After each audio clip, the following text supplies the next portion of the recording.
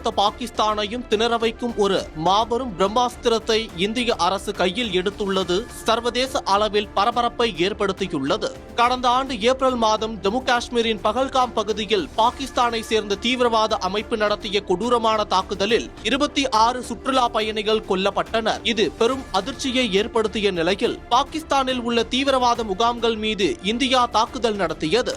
இது இரண்டு நாடுகளுக்கும் இடையே போர் சூழலை ஏற்படுத்திய நிலையில் பின்னர் இரு நாட்டு ராணுவமும் சந்தித்து பேசியதன் அடிப்படையில் போர் முடிவுக்கு கொண்டு வரப்பட்டது.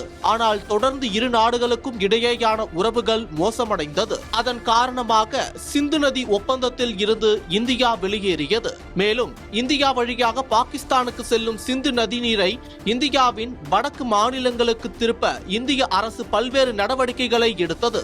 இதற்கு பாகிஸ்தான் கடும் கண்டனத்தை தெரிவித்தாலும் இந்திய அரசு தனது நடவடிக்கையை தொடர்ந்து வருகிறது. இதனிடையே பாகிஸ்தானுக்கு செல்லும் சிந்து நதி நீரை முழுமையாக தடுத்து அதை இந்திய விவசாயிகளின் நலனுக்காக பயன்படுத்த உள்ளதாக மத்திய நீர்வளத்துறை அமைச்சர் வி சோமண்ணா கூறியுள்ளார். மேலும் ஜம்மு காஷ்மீர் மற்றும் பஞ்சாப் மாநிலங்களில் சிந்து மற்றும் அதன் துணை நதிகளில் அணைகள் கட்டி உபரி நீரை மடைமாற்றி இந்திய பகுதிகளுக்கு பயன்படுத்தும் பணிகள் விரைவுபடுத்தும் என்றும் அவர் கூறியுள்ளார். இந்த நடவடிக்கை எடுக்கப்பட்டால் சிந்து மற்றும் அதன் கிளை நதிகளில் இருந்து ஒரு சொட்டு நீர் கூட பாகிஸ்தானுக்கு செல்லாத நிலை ஏற்படும். பாகிஸ்தானின் 1/3 பங்கு மக்களின் அடிப்படை தேவைகளை பூர்த்தி செய்யும் சிந்து நதி இல்லை என்றால் பாகிஸ்தானில் விவசாயம் முற்றிலுமாக பாதிக்கப்படும். இதனால் பாகிஸ்தானின் வரலாற்றில் இல்லாத அளவு வறுமையும் குடிநீர் பற்றாக்குறையும் ஏற்படும். இதனை கருத்தில் கொண்டே இந்திய அரசு இவ்வாறு ஒரு நடவடிக்கையில் இறங்கியுள்ளதாக பார்க்கப்படுகிறது.